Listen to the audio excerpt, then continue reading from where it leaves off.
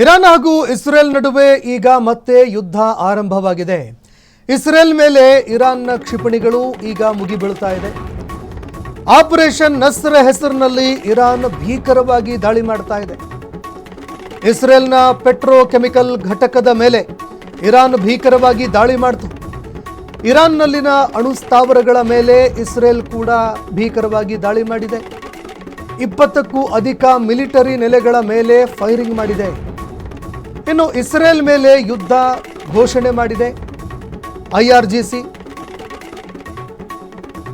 ಸ್ಥಳೀಯ ಬಂಡುಕೋರರೆಲ್ಲರೂ ಕೂಡ ಇರಾನ್ನಲ್ಲಿ ರಕ್ಷಣಾ ಪಡೆಗಳು ಈಗ ಇಸ್ರೇಲ್ ಮೇಲೆ ಭೀಕರವಾಗಿ ದಾಳಿ ಮಾಡ್ತಾ ಇದೆ. ಒಟ್ಟು 20ಕ್ಕೂ ಅಧಿಕ ಮಿಲಿಟರಿ ನೆಲೆಗಳ ಮೇಲೆ ಇಸ್ರೇಲ್ ಭೀಕರವಾಗಿ ಇರಾನ್ ಮೇಲೂ ಕೂಡ ದಾಳಿ ಮಾಡಿದೆ. ಇಲ್ಲಿ ನೋಡಿ, ಈವರೆಗೆ ಅಮೆರಿಕ ಕೂಡ ಮಧ್ಯಪ್ರವೇಶ ಮಾಡಿತ್ತು, ಅಮೆರಿಕ ಕೂಡ ಇತ್ತು ನಡುವೆ. ಆದರೆ ಇರಾನ್ ಹಾಗೂ ಇಸ್ರೇಲ್ ನಡುವಿನ ಯುದ್ಧದಲ್ಲಿ ಬಹಳಷ್ಟು ಜಾಣ ನಡೆಯನ್ನು ಅನುಸರಿಸಿತು, ಯುದ್ಧದಿಂದ ಹಿಂದೆ ಸರಿತು. ಇಸ್ರೇಲ್ ದಾಳಿಗೆ ಇರಾನ್ ಕೂಡ ಪ್ರತಿರೋಧವನ್ನು ತೋರ್ತಾ ಇದೆ. ಈಗ ಇಸ್ರೇಲ್ ದೇಶಾದ್ಯಂತ ಹೈ ಅಲರ್ಟ್ ಘೋಷಣೆ ಮಾಡಿದೆ. ಈಗ ಕ್ಷಣ ಕ್ಷಣಕ್ಕೂ ಪರಿಸ್ಥಿತಿ ಬಿಗಡಾಯಿಸ್ತಾ ಇದೆ. ಆಪರೇಷನ್ ನಸ್ರ್ ವರ್ಸಸ್ ಇಸ್ರೇಲ್ನ ಏರ್ ಸ್ಟ್ರೈಕ್ ನಡೀತಾ ಇದೆ. ಕ್ಷಿಪಣಿ ದಾಳಿಗೆ ರಕ್ಷಣಾ ನೆಲೆಗಳೆಲ್ಲವೂ ಕೂಡ ನಡುಗಿ ಹೋಗಿದ್ದಾವೆ. ಇಸ್ರೇಲ್ ಮೇಲೆ ಇರಾನ್ ಕ್ಷಿಪಣಿಗಳಿಂದ ದಾಳಿ ಮಾಡ್ತಾ ಇದೆ. ಇತ್ತ ಇರಾನ್ ಕೂಡ ಈಗ ಇಸ್ರೇಲ್ ಮೇಲೆ ತೀವ್ರವಾಗಿ ದಾಳಿ ಮಾಡ್ತಾ ಇದೆ. ಅವರು ಕೂಡ ಮಿಸೈಲ್ನಿಂದ ದಾಳಿಗಳನ್ನು ಮಾಡ್ತಾ ಇದ್ದಾರೆ. ಇತ್ತ ಇಸ್ರೇಲ್ ಕೂಡ ದಾಳಿ ಮಾಡ್ತಾ ಇದೆ ಇರಾನ್ ಮೇಲೆ.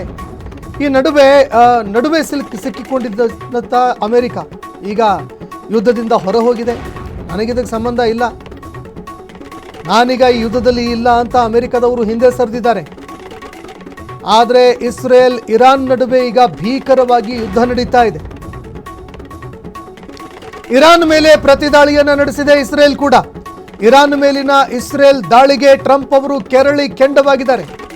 ಇರಾನ್ ಜೊತೆಗೆ ಶಾಂತಿ ಮಾತುಕತೆಗಳು ನಡೀತಾ ಇದೆ.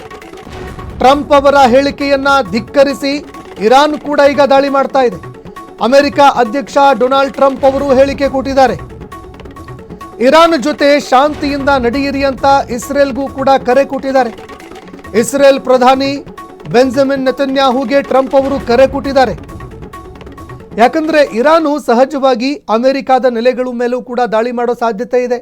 ಯಾಕಂದ್ರೆ ಈ ಯುದ್ಧದ ಹಿಂದೆ ನೀವು ಇದ್ದೀರಿ ಅಂತ ಅವ್ರ ಮೇಲೆ ನೇರವಾಗಿ ಅವರು ಕೂಡ ದಾಳಿ ಮಾಡೋದಕ್ಕೆ ಮುಂದಾಗ್ತಾರೆ. ಒಂದು ಕಡೆ ಡೊನಾಲ್ಡ್ ಟ್ರಂಪ್ ಅವರು ತೀವ್ರವಾಗಿ ನಷ್ಟ ಅನುಭವಿಸಿದ್ದಾರೆ ಈ ಯುದ್ಧದಲ್ಲಿ. ಆದಷ್ಟು ಬೇಗ ಈ ಯುದ್ಧಕ್ಕೆ ಅಂತ್ಯ ಹಾಡಬೇಕು ಅಂತ ಅವರು ಪ್ರಯತ್ನವನ್ನು ಮಾಡ್ತಾ ಇದ್ದಾರೆ. ಈಗ ಮತ್ತೆ ದಾಳಿ ಆರಂಭ ಆಗಿದೆ. ಈಗ ಇರಾನ್ ಹಾಗೂ ಇಸ್ರೇಲ್ ನಡುವೆ ಯುದ್ಧ ತೀವ್ರವಾಗಿದೆ. ಇರಾನ್ ತೊರೆಯೋದಕ್ಕೆ ರಾಯಭಾರ ಕಚೇರಿ ಸೂಚನೆ ಕೊಟ್ಟಿದೆ. ಭಾರತೀಯರಿಗೆ ರಾಯಭಾರ ಕಚೇರಿಯಿಂದ ಸಲಹೆ ನೀಡಲಾಗಿದೆ. ಲಭ್ಯವಿರುವ ಸಾರಿಗೆಗಳನ್ನು ಬಳಕೆ ಮಾಡಿಕೊಂಡು ಭಾರತಕ್ಕೆ ವಾಪಸ್ಸಾಗಿ. ಇರಾನ್ನಲ್ಲಿ ಇರುವಂತಹ ಭಾರತೀಯರಿಗೆ ರಾಯಭಾರ ಕಚೇರಿ ಸಲಹೆ ಕೊಟ್ಟಿದೆ. ಇನ್ನು ಇರಾನ್ ಹಾಗೂ ಇಸ್ರೇಲ್ ನಡುವೆ ಯುದ್ಧ ನಡೀತಾ ಇದೆ. ಈ ನಡುವೆ ನೋಡಿ, ಈ ಹಿಂದೆಯೂ ಕೂಡ ಯುದ್ಧ ನಡೆದಿತ್ತು. ಆ ಸಂದರ್ಭದಲ್ಲಿ 9,000 ಭಾರತೀಯರು ಇರಾನ್ನಲ್ಲೇ ಸಿಲುಕಿದ್ರು.